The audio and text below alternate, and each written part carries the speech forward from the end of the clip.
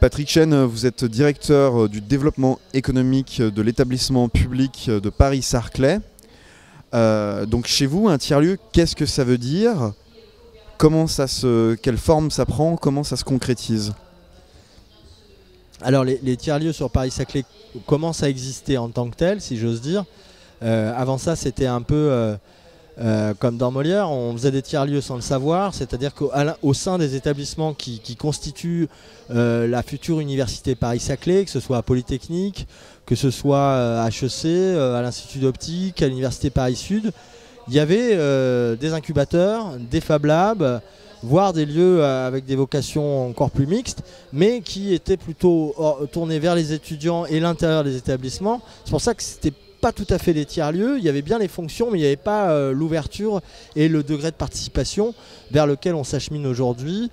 On s'y achemine à travers l'entrepreneuriat étudiant notamment, parce que les différents établissements ont souhaité s'organiser collectivement pour proposer aux étudiants entrepreneurs l'accès à tous ces lieux et à tous ces services.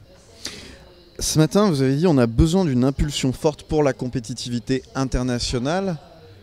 Donc on fait des tiers-lieux pour aller conquérir des marchés à l'étranger.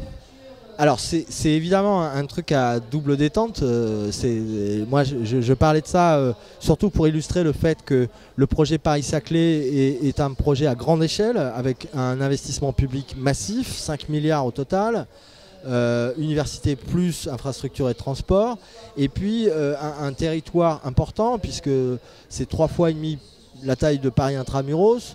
Mais 1% de la population française et 15% de la recherche publique, 15% de la R&D privée.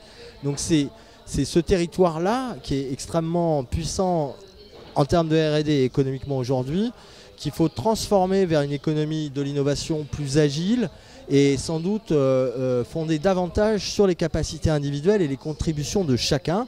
C'est là que les tiers-lieux vont nous aider et commencent à nous aider déjà à changer la culture des lieux et à créer une culture de Paris-Saclay, parce que ça c'est un ensemble fonctionnel aujourd'hui, un ensemble de projets, mais c'est encore pas une réalité vécue et je pense que le réseau des tiers-lieux va nous aider à ancrer ça davantage. Alors c'est susciter l'innovation, mais pour faire quoi? De l'innovation?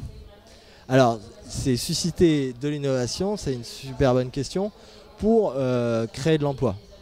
Et créer de l'emploi, pas forcément par en haut, si j'ose dire, en implantant des entreprises, ça on s'en occupe aussi, mais c'est pour un tout petit peu plus loin dans le projet. On a commencé, hein. Safran est venu s'installer avec un très grand centre de R&D l'année dernière sur le périmètre du projet.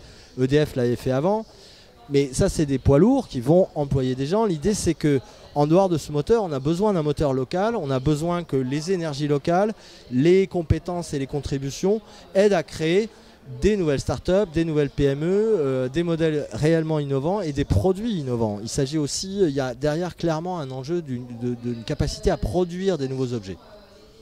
Patrick Chen, merci. Je vous en prie.